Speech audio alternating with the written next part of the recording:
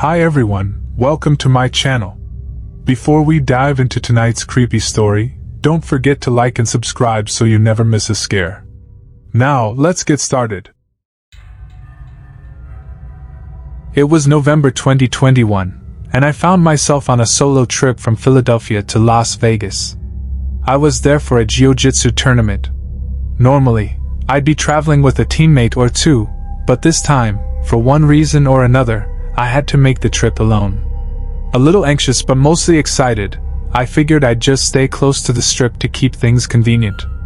I booked an Airbnb just a few blocks away, not the best area, but the price was right, and I wasn't planning on spending much time there. The host, Midel, as they were listed on the app, didn't meet me in person. Instead, they just sent a message with the entry code to the door, 12345667. I thought it was strange, of course. Who uses a code that obvious? But then I brushed it off, figuring maybe they were just some older person who wasn't too tech-savvy. The place was basic but clean enough. I dropped my bags, locked the door, and settled in, preparing for the long day ahead at the tournament. I planned on a quiet night, some light stretching, and an early bedtime. But as the evening deepened, so did an unshakable sense of discomfort. Around 9:30 p.m., just as I was drifting off, I heard a faint tapping sound. At first, I tried to ignore it, convincing myself it must be someone at a nearby unit. But the tapping grew louder and more persistent, and soon I realized it was coming from my window. I tried to brush it off. Vegas, I thought. This place never sleeps. But the knocking didn't stop. I lay there, frozen for a moment, before sitting up, listening carefully. And then I heard it, as clear as day, a distinct, deliberate tapping, right by my bedroom window. I whispered a low, "Hello?" into the darkness, and the knocking immediately stopped. The sudden silence was somehow even worse than the tapping. Moments later, my phone lit up. It was a message from Midel, the host. "Just came by to drop off some water for you. Thought you might be asleep, so I left," the message read. A chill ran down my spine. Why would someone knock on a window to deliver water? And why, if they were so close to my unit, hadn't I heard any footsteps leaving? I replied, "Thanks, but please don't knock on the window. It's unsettling." No response came, and I forced myself to chalk it up to an odd but harmless gesture. I turned off my phone and closed my eyes, desperate to push the unease from my mind and just sleep. But maybe 45 minutes later, just as I was slipping into a deep sleep, I heard it, the unmistakable sound of someone punching numbers into the keypad on my door. My heart raced as I sat up, listening. Surely no one else knew the code, unless Midel had given it to someone. The beeps continued, followed by a soft click as the lock disengaged. The door creaked open, and I felt a cold sweat break over me. I barely had time to react. I threw myself out of bed, dashed to the door, and slammed it shut, throwing the bolt as fast as I could. From the other side of the door, a voice called out, almost too soft to hear. "It's me, Midel." The voice was low, breathy, with a strange quality that felt all wrong, like they were straining to sound friendly. "Why are you here?" I managed to shout, barely keeping my voice steady. There was a pause. I could feel them just on the other side of the door, almost as if they were pressing their ear against it. "I just wanted to check on you, make sure you're okay," the voice said. It wasn't Midel. I knew it in my gut. There was something menacing in the way they spoke, something dark and cold. This wasn't concern. It was an excuse, a hollow cover for something else. I grabbed my phone, my fingers trembling as I dialed 911. I forced myself to speak loudly, hoping they would hear. "Hello? Yes, I need the police right now. There's someone in my Airbnb, and they just tried to get into my room." I heard a shuffling sound as they stepped back, and for a moment, silence reigned. Then, just as suddenly as they'd arrived, they were gone. My heart hammered as I stood by the door, feeling the weight of every second until I heard the familiar hum of a patrol car pulling up outside. The officers didn't seem particularly surprised by my story. One of them, A tall, broad-shouldered man with tired eyes nodded as if he'd heard it all before. "You're lucky," he said simply, meeting my eyes. "This isn't the first call we've had from places like this." His words only deepened my unease. What did he mean by that? They stayed with me until my Uber finally arrived, standing watch like silent sentinels by the front door. The weight of their presence felt both comforting and profoundly unsettling, as if there were things they weren't telling me, things they'd seen and knew about places like this. As I climbed into the Uber, I glanced back at the building, half expecting to see a figure in one of the darkened windows. But there was nothing, just the cold, silent structure standing against the night sky. In the days that followed, I tried to shake off the feeling, but it clung to me. I called Airbnb to report the incident, hoping they would at least take it seriously, but the host's responses were filled with contradictions. At first, Midel insisted it was just a misunderstanding, that they hadn't intended to scare me. Then, they claimed they had never come to the property at all, blaming a technical error with the lock. They never apologized. Not once. And that was when I knew for sure, whatever happened that night, it wasn't a mistake. This had been planned. Someone had come to that room with a purpose, with intentions I dared not fully understand. To this day, I can still hear that voice at my door, soft and strange, calling out my name in a tone that barely sounded human. I'll never know who they were, what they wanted, or how close I came to real danger that night. But I do know that it wasn't just an Airbnb with a faulty lock or a clueless host. It was a trap, carefully set and waiting for someone, just like me, to fall right into it.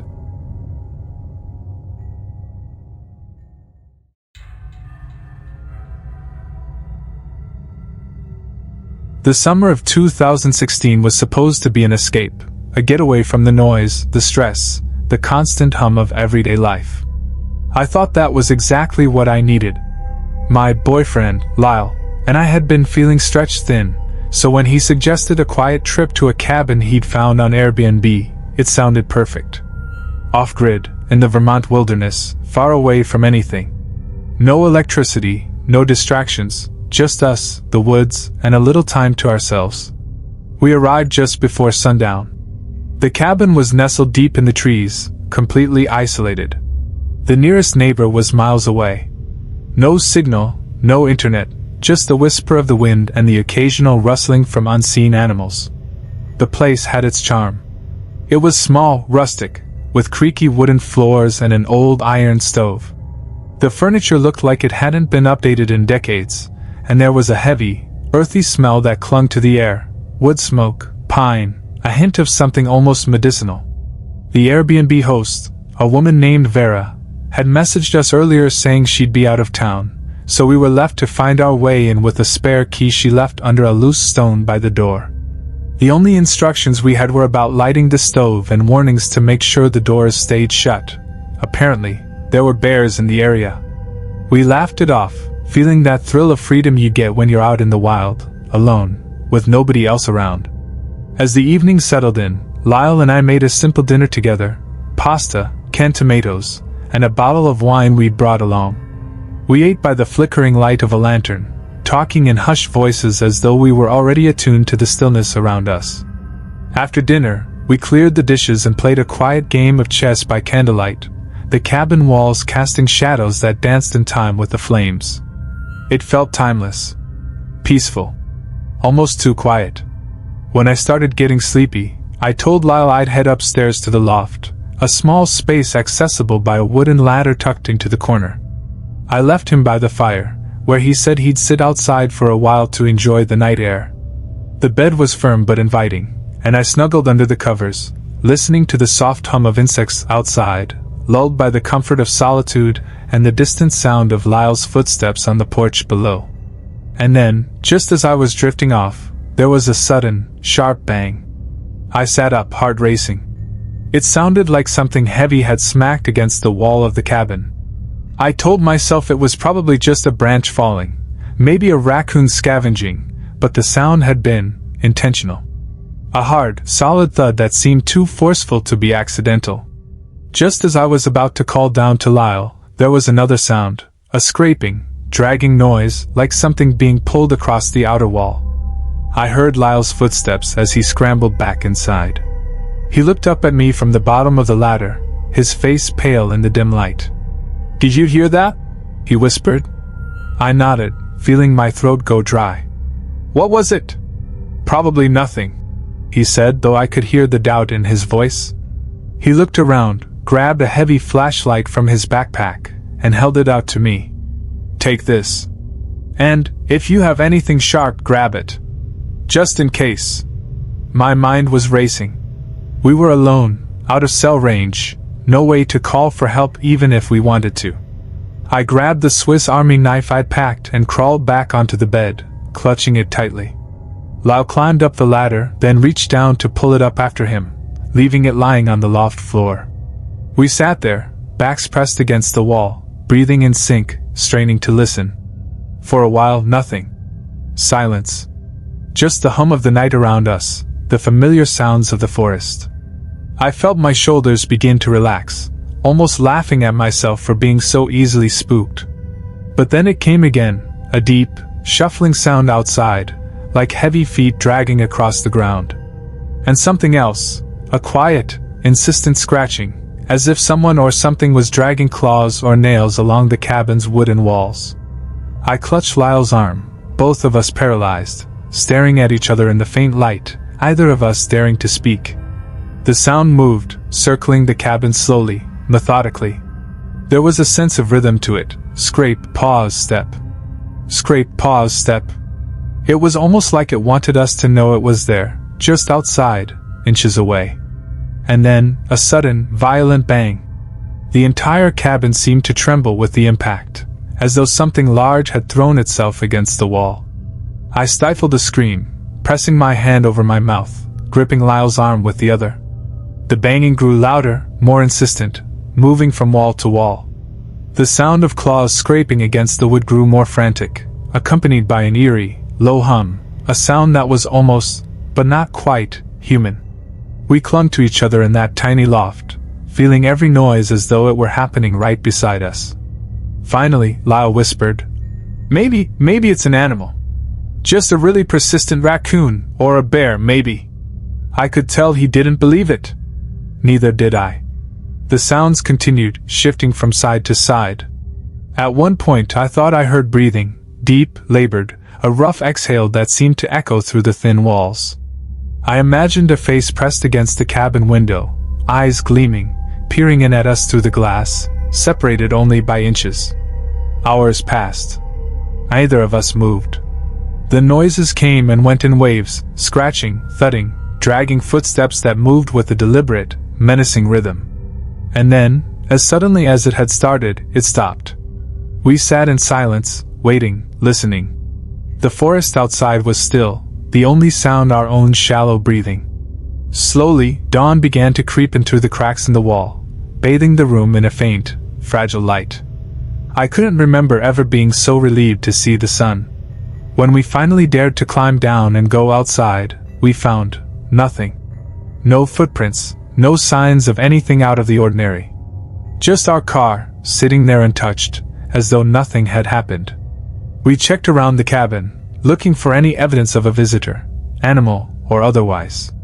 But the ground was undisturbed, the cabin walls bore no scratches, no marks. Everything was exactly as we'd left it the night before. We packed up and left without a word. Later, when I messaged Vera to tell her about what had happened, she brushed it off. "Oh, it was probably just a porcupine," she said. "They can be noisy little buggers at night." But Lyle and I both knew that what we'd heard was no porcupine. It was deliberate, purposeful, and far too human. To this day, I don't know what, or who, it was that circled the cabin that night, and honestly, I don't want to know. All I know is that when I think back on that night, a shiver runs down my spine. I can still hear those heavy, deliberate footsteps, the scratching, the slow, steady banging.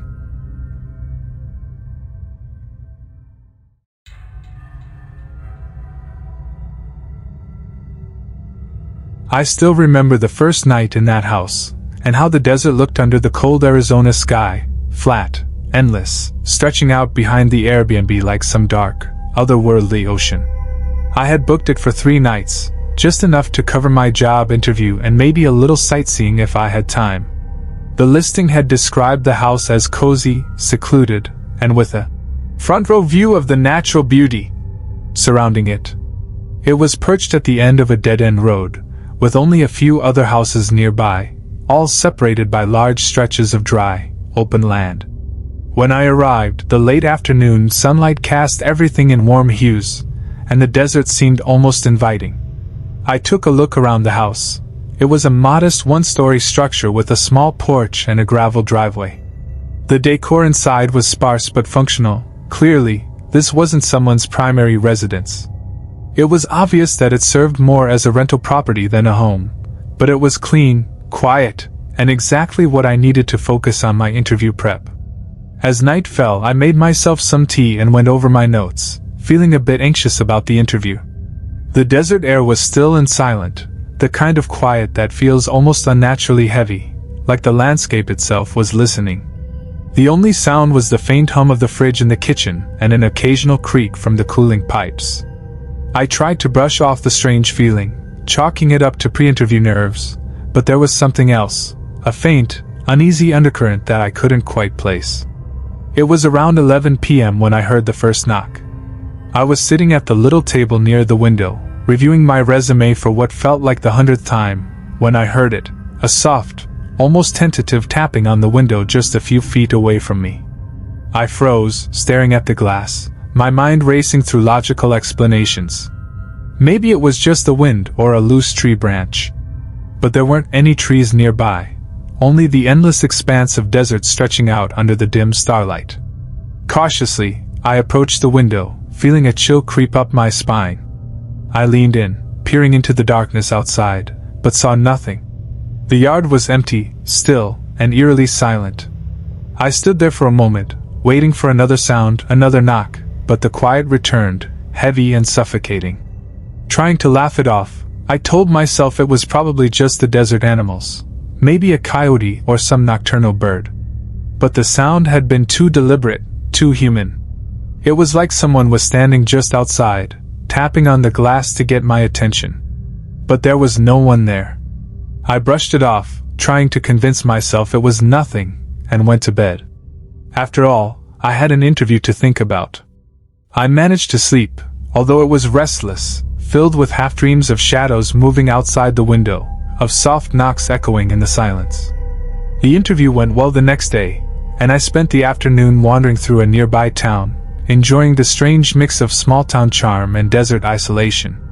By the time I returned to the Airbnb, the sun was already setting, casting long shadows across the desert floor. The house looked different in the twilight, its edges sharper, the shadows deeper, like it had settled into the landscape, becoming a part of the desert's strange, timeless isolation.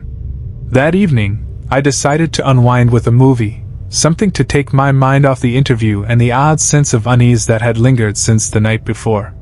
I curled up on the couch, trying to lose myself in the flickering screen, but I kept glancing towards the window, half expecting to see something staring back at me from the darkness outside. And then, the knocking started again. This time, it was louder, more insistent. I paused the movie, my heart pounding as I listened. The sound was coming from the window by the front door, the same one I'd heard the night before. Swallowing hard, I stood up, forcing myself to walk towards it. But as I reached for the handle, the knocking stopped, replaced by something else, a faint, rhythmic clicking sound coming from outside, from the direction of the desert. I slowly opened the door, stepping out onto the porch, and felt the cold night air prickling my skin. The clicking sound continued, irregular but persistent, echoing faintly in the darkness. I squinted, peering into the night, and that's when I saw it, a figure, standing far off in the distance, just on the edge of where the faint porch light reached.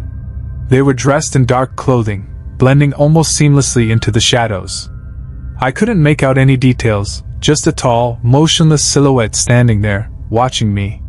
I felt a surge of panic, my mouth dry as I called out, "Who's there?" The figure didn't move, didn't respond. They just stood there, an unnerving presence at the edge of my vision.